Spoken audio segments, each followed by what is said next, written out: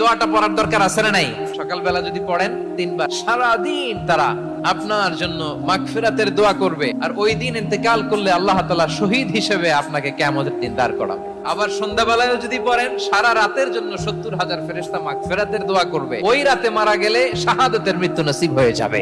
সকাল সন্ধ্যার যে জিকির, এই জিকিরের অন্তর্ভুক্ত করে নেবেন এই ওয়াজিফাটা। হুয়াল্লাহুল্লাযী লা ইলাহা ইল্লাহু আলিমুল গায়বি ওয়াশ শাহাদাতি হুয়ার রাহমানুর রহিম।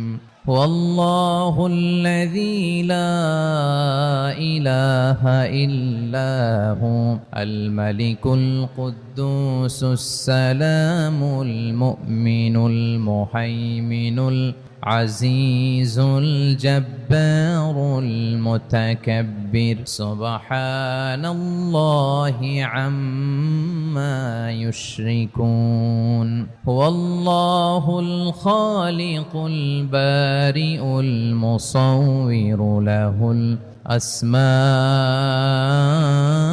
الحسنى يسبح له ما في السماوات والأرض وهو العزيز الحكيم